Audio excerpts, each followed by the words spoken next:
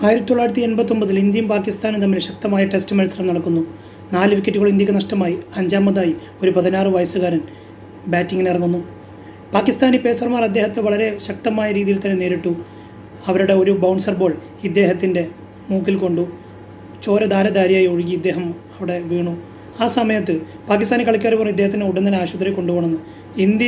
ഇന്ത്യയുടെ ബാറ്റ്സ്മാനായിരുന്ന അപ്പുറത്ത് നിൽക്കുന്ന ആൾ സിദ്ധു പറഞ്ഞു, നീ ഇപ്പോൾ പോയിട്ട് റിട്ടയർഡ് ഹാർട്ടായിട്ട് പിന്നീട് ഇറങ്ങിയാൽ മതി, എനിക്ക് ചോര വരുന്നുണ്ടെന്ന് പറഞ്ഞു.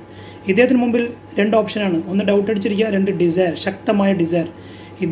അദ്ദേഹത്തിൻ്റെ ശക്തമായ ഡിസയർ, രാജ്യത്തോടുള്ള സ്നേഹവും അതുപോലെ തന്നെ അദ്ദേഹത്തിൻ്റെ ആ ഒരു ലക്ഷ്യത്തിലെത്താനുള്ള ഒരു താല്പര്യവും കൂടി ഉപയോഗപ്പെടുത്തിക്കൊണ്ട് അദ്ദേഹം പറഞ്ഞു മേ ഖേലേഗ, ഞാൻ കളിച്ചോളാം. അദ്ദേഹം കളിച്ചു.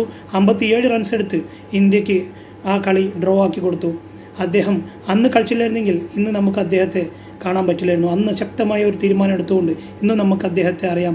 അദ്ദേഹത്തിൻ്റെ പേരാണ് സച്ചിൻ രമേശ് ടെണ്ടുൽക്കർ. ഇതുപോലെ ജീവിതത്തിൽ പല സാഹചര്യങ്ങളും നമുക്കുണ്ടാവും. അപ്പോൾ ഡൗട്ടടിച്ച് നിൽക്കാതെ ശക്തമായ ഡിസയറിലൂടെ ഒരു തീരുമാനമെടുത്ത് മുന്നോട്ട് പോവുക. എല്ലാവർക്കും ശുഭദിനം ആശംസിച്ചുകൊണ്ട് നിർത്തുന്നു. Thank you.